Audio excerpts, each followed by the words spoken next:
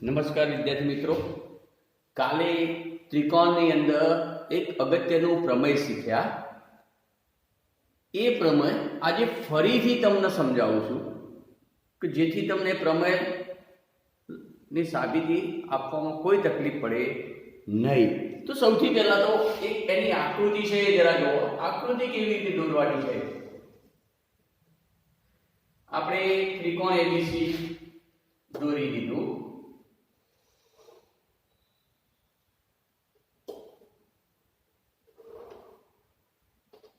આનું નામ આપી દીધું ત્રિકોણ એ બી સી. એમાં બીસી ને સમાંતર રેખા લઈ લીધી આપણે. આ રેખા બીસી ને સમાંતર રેખા એલ એબી ને ડી માં અને એસી ને ઈ માં છેદે છે. ત્યાર પછી બંને લંબ લઈ લેવાના છે. અહીંયા ડીએમ લંબ લઈ લીધું, અહીંયા ઈએન લંબ લઈ લેવાનો છે.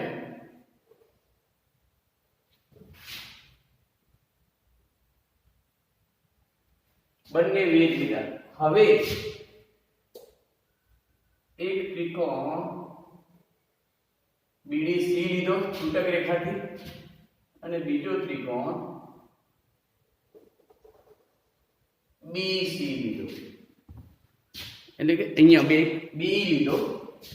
સીડી બે ની રચના કરી. હવે તમે પક્ષની અંદર લખ્યું હતું. પક્ષની અંદર શું લખ્યું હતું? તો મિત્રો આકૃતિ આ રીતે દોર્યા પછી ત્રિકોણ એબીસી માં લખ્યું જો ત્રિકોણ એબીસી માં બીસી ને સમાંતર રેખા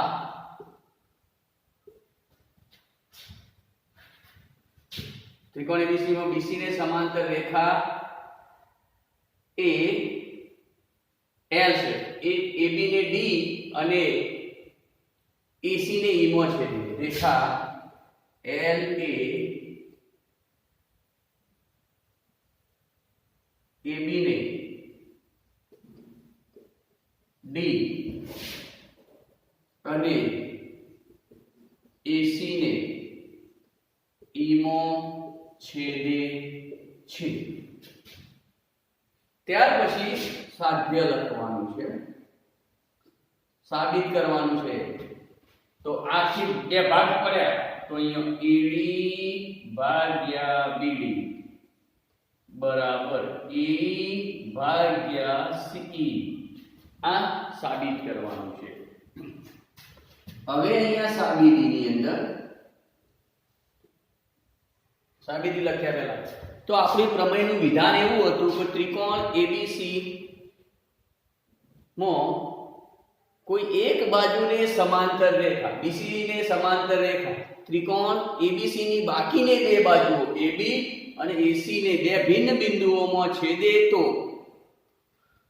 તે રેખા વડે બનતા બંને રેખાખંડો નો ગુણોત્તર સમાન હોય છે, એટલે સમાન ગુણોત્તરમાં વિભાજન કરે છે એવું. તો ત્રિકોણ એબીસી પક્ષમાં લખ્યું ત્રિકોણ એબીસી માં બીસી ને સમાંતર રેખા એલ એ એબી ને ડી અને એસી ને ઈ માં છેદે છે. તરત એનું વિભાજન સમાન ગુણોત્તરમાં દર્શાવ્યું. આ બાજુ એડી ભાગ્યા બીડી એઈ ભાગ્યા સી. મિત્રો આ રીતે યાદ રાખજો. હવે વિધાન લખવું છે. વિધાન થઈ ગયું, પક્ષ થઈ ગયો, સાધ્ય થઈ ગયું. હવે સાબિતી તો અહીંયા એ લખવાનું ત્રિકોણ એબીસી માં બીસી ને સમાંતર રેખા એ એબી ને ડી અને એસી ને ઈ માં છેદે છે. એક એ દર્શાવે જે વિધાન પક્ષમાં હતું. હવે આપણે લઈ લીધો ડીએમ લંબ એસી છે તથા ડીએમ લંબ એસી અને બીજો એક લંબ દોર્યો છે ઈએન લંબ એબી. અને આપણે બીજી પર રચના કરી, રેખાખંડ BE અને રેખાખંડ CD રચ્યું. રેખાખંડ BE અને રેખાખંડ CD રચ્યો. આટલી રચના કરી નાખી આપણે. હવે તમારે બે ત્રિકોણ લેવાના છે, એનું ક્ષેત્રફળ લખું. જુઓ, ત્રિકોણ ADE નું ક્ષેત્રફળ બરાબર 1/2 ગુણ્યા પાયો ગુણ્યા વેધ. 1/2 ગુણ્યા પાયો. હવે આપણે ADE ત્રિકોણ જોવાનું. ADE એનો પાયો AD લઈએ તો વેધ થઈ જાય EN. પાયો અહીંયા લીધો AD, વેધ થઈ ગયો EN. એક આ દર્શાવી દીધું. હવે એના આપણે આ ત્રિકોણ લઈશું BDE. આ ત્રિકોણ એનો વેધ પેલો એનો એ જ રહેશે. તો હવે ત્રિકોણ BDE નું ક્ષેત્રફળ બરાબર 1/2 ગુણ્યા પાયો. પાયો એનો BD થઈ જશે અને વેધ એનો EN થઈ જશે. BD ગુણ્યા EN. હવે બંનેનો ગુણોત્તર લઈ લઈશું. માટે આનું ADE છેદમાં BDE બરાબર 1/2 AD ગુણ્યા EN લઈ લીધું. આનું ક્ષેત્રફળ 1/2 BD ગુણ્યા EN લઈ લીધું. આવડી ગયું બરાબર AD upon BD. ADE છેદમાં BDE. પરિણામ 1. આ રીતે પરિણામ 1 યાદ રાખી લેવાનું. એ જ રીતે મિત્રો આપણે બીજું લઉં છું અહીંયા સાઈડમાં. હવે ત્રિકોણ એનું એક લેવાનું છે ADE, પણ ત્રિકોણ બીજું CDE લેવાશે. તો અહીંયા ત્રિકોણ ADE નું ક્ષેત્રફળ બરાબર 1/2 ગુણ્યા પાયો. હવે આનો પાયો A થઈ જશે અને વેધ DM થઈ જશે. DM. એ જ રીતે ત્રિકોણ CDE નું ક્ષેત્રફળ બરાબર 1/2 ગુણ્યા પાયો CE અને વેધ થઈ જશે DM.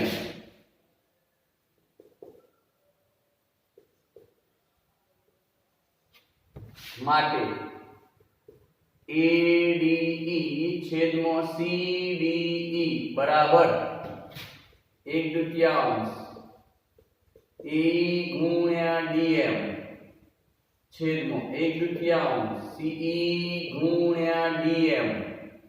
આવડી ગયું.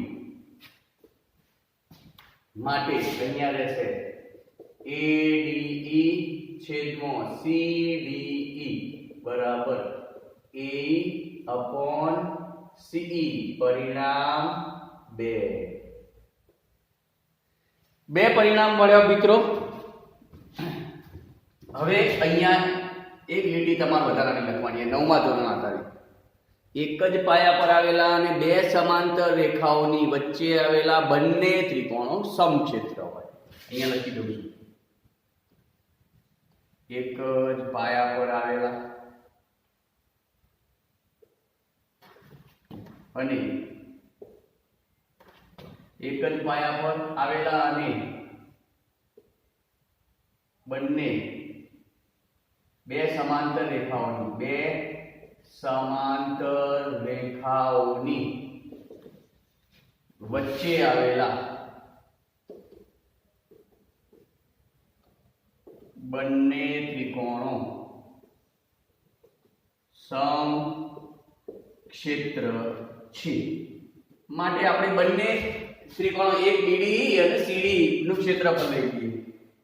BDE બરાબર CDE માટે આના ઉપર ત્રિકોણ ADE લઈ લઈએ છે, આ BDE લઈ લીધું, અહીંયા CDE લઈ લીધું, એના ઉપર ADE બંનેનું કોમન ત્રિકોણ,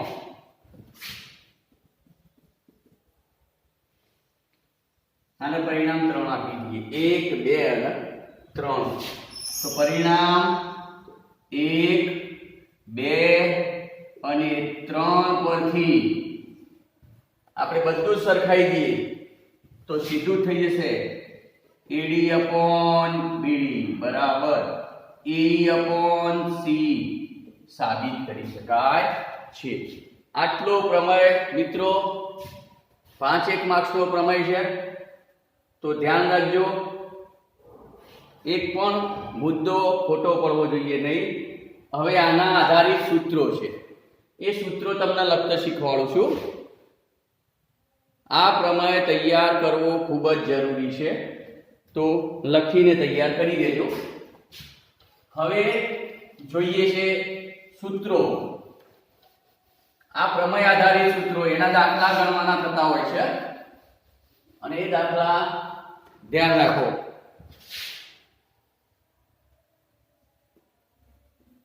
એક ત્રિકોણ હોય,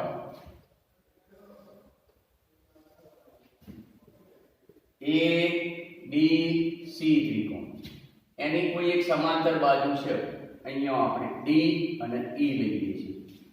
તો સૂત્રો, પહેલું સૂત્ર બનશે આ બાજુ AD ભાગ્યા BD, જે પ્રમેયમાં હતું એ AD ભાગ્યા BD બરાબર AE ભાગ્યા C. બીજું સૂત્ર બનાવીએ છીએ જરૂર પડે તો, આ નાની બાજુ છે AD અને આખી બાજુ AB, AD ભાગ્યા આખી બાજુ AB બરાબર આ નાની બાજુ એને સમરૂપ મોટી બાજુ AE ભાગ્યા AC.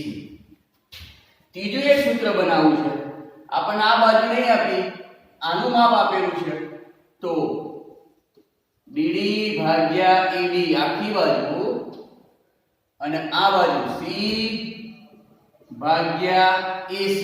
આ સૂત્ર પાછું આ પણ થઈ શકે, D ભાગ્યા BC એ પણ થઈ શકે છે.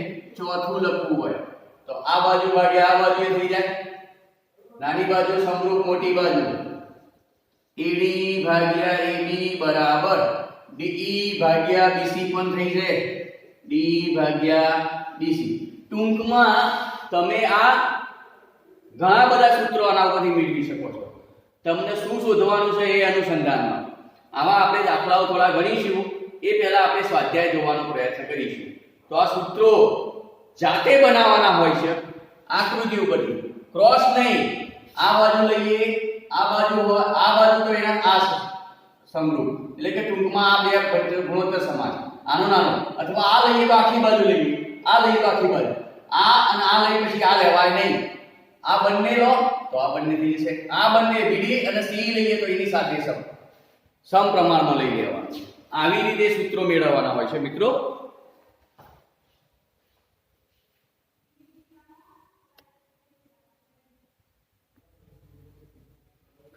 મિત્રો હવે આપણે સ્વાધ્યાય 6.2 એનો પહેલો અને બીજો દાખલો ગણીએ છીએ. એ સૂત્ર આધારિત છે. પરીક્ષામાં એનાથી કંઈક વિશેષ દાખલાઓ પૂછાતા હોય છે, એ પણ જોઈ લઈશું. પણ પહેલા તમે સ્વાધ્યાય 6.1 તમે કાઢી રાખો, તમારી જોડે બુક રાખશો તો રકમ મારે લખવી પડશે નહીં. તો દાખલા નંબર 1 છે સ્વાધ્યાય 6.2 નો. એમાં એક આકૃતિ દર્શાવેલી છે.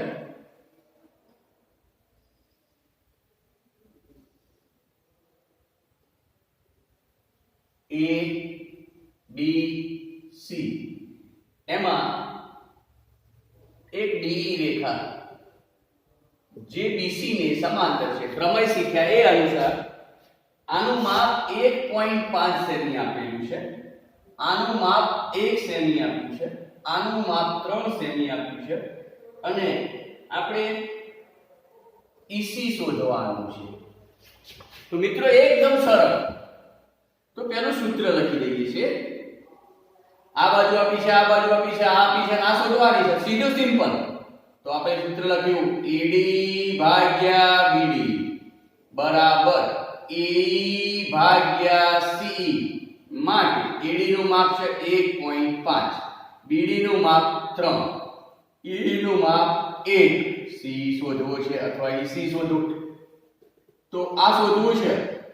CE શોધવું હોય એટલે અહીંયા આ બંનેનો ગુણાકાર થશે માટે CE બરાબર આ શોધવું હોય તો આનો ગુણાકાર થાય, ક્રોસ ગુણાકાર 3 ગુણ્યા 1 ભાગ્યા એના જે એની ક્રોસમાં હોય એ છેદમાં આવી જશે 1.5 માટે CE બરાબર 15 ગુણ્યા 30 એટલે દોઢ છે. 1.5 ગુણ્યા 2 કઈ થઈ જશે 2 * 2.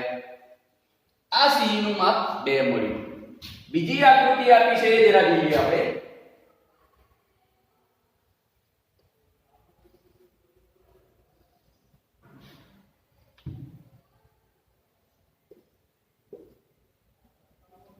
A B C આમાં પણ D અને E આપેલો છે. આનું માપ 1.8 આપ્યું છે, 7.2 આપ્યું છે, 5.4 આપેલું છે અને AD શોધવાનું છે મિત્રો. તો સૂત્ર પહેલા લખી દઈએ છે. સૂત્ર તો ચલો AD ભાગ્યા અહીંયા BD બરાબર AE ભાગ્યા CE. AD નું માપ શોધવું છે, BD નું માપ 7.2 છે, અહીંયા 1.8 છે અને આનું માપ છે 5.4. તો AD શોધવો હોય તો આ બંને અંશમાં જશે 7.2 ગુણ્યા 1.8. આની સામે હોય છેદમાં જાય 5.4. અહીંયા 1.8 અહીંયા તને 18 તારી 54 થઈ જશે અને 3 રહેશે અને 72 ને ઉડાડવા છે 3 હવે 24 તારી 24 તારી 72 એટલે કે 2.4 મળશે. તો AD નું માપ મળ્યું 2.4. આવા દાખલાઓ વિકલ્પો તરીકે કે ખાલી જગ્યા તરીકે પૂછાતા હોય તો મિત્રો ખોટો પડવો જોઈએ નહીં. અને અનુસંધાનમાં બીજા દાખલા હોય છે જે તમારી બુકમાં આપેલા નથી, સતો પૂછાતા હોય છે, તો એવો અભ્યાસ પાછળથી કરવાનો રહેશે. હવે એના પછી દાખલા નંબર 2 જોઈએ છે. તો બંને દાખલાઓ બરોબર જોઈ લો.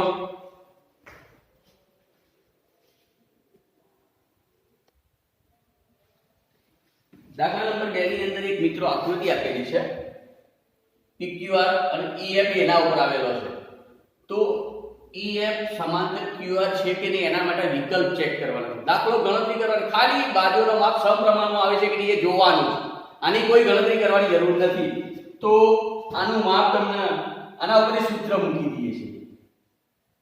PE/QE બરાબર આ બાજુ ભાગ્યા આ બાજુ બરાબર PF ભાગ્યા FR. આ દર્શાવી દીધી બાજુ આપણે.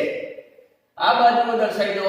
એમાં કિંમતો પહેલા દાખલામાં આપી છે પ્રમાણે મૂકો તો 3.9 ભાગ્યા 3 બરાબર 3.6 ભાગ્યા 2.4.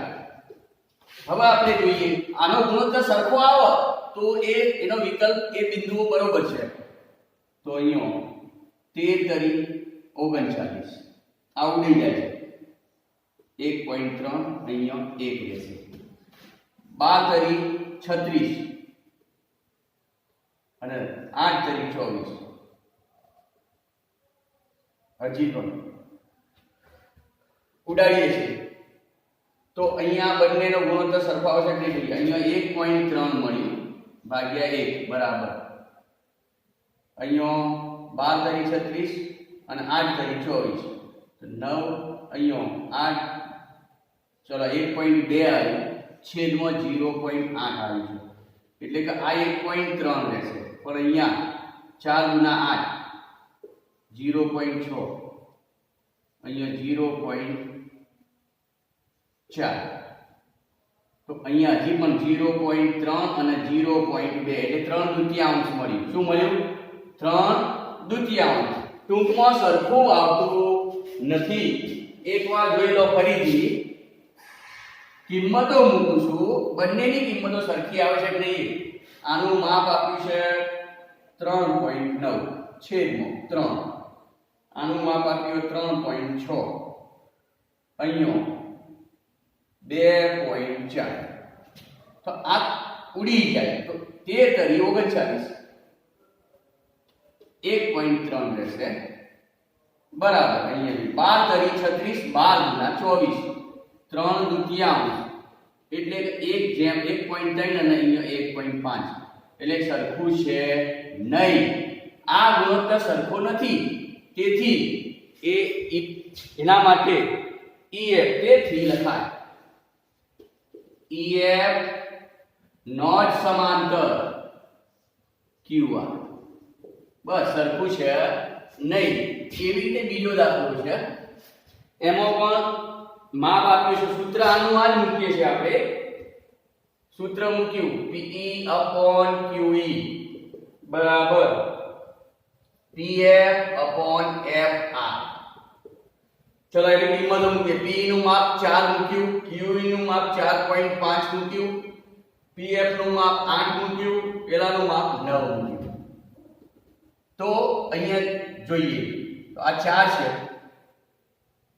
છેદમાં 4.5. એ જ રીતે અહીંયા 4 નું 8 છે. આનો છેદ ઉડતા નથી એટલે 8/9. બંને સરખું થતું નથી એટલે અહીંયા લખી શકાય EF નોટ સમાંતર QR. બંને ગુણોત્તર એનો પણ સરખો થતો નથી. ત્રીજું જોઈએ છે તો એનું સૂત્ર એ P સમાંતર QE બરાબર PF સમાંતર FR. આ ગુણોત્તર સરખો થવો જોઈએ, સમપ્રમાણતાનો. નહીં થતો તો હવે કિંમત મૂકીએ છીએ.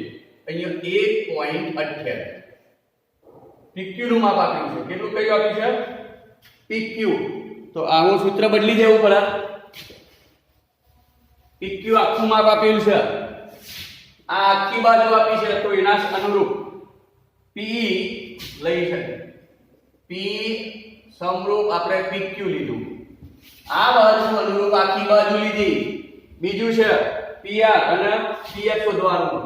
તો PF સમાંતર PR લઈ લીધું. કિંમતો મૂકીએ છીએ અહીંયા 1.28 છેદમાં PQ 1.28 0.18 ભાગ્યા 1.28 બરાબર 0.36 ભાગ્યા 2.56. એટલે અહીંયા લખીએ 18 ભાગ્યા 128 પોઈન્ટ પોઈન્ટ જતા રહ્યા, 36 ભાગ્યા 256 કર્યા, માટે 9 દુ 18 64 દુ 9 ભાગ્યા 64 થઈ ગયું બરાબર. અહીંયા 9 ચોક 36 9 રાખ્યા, અહીંયા 4 6 ચોક 24 એટલે 4 4 6 24 4 ચોક 16 9 ભાગ્યા 64 એ પણ રહેશે. બંનેનો ગુણોત્તર કેવો આવ્યો? સરખો આવ્યો. માટે EF સમાંતર QR. અહીંયા તમને શું આપેલું છે? QR છે.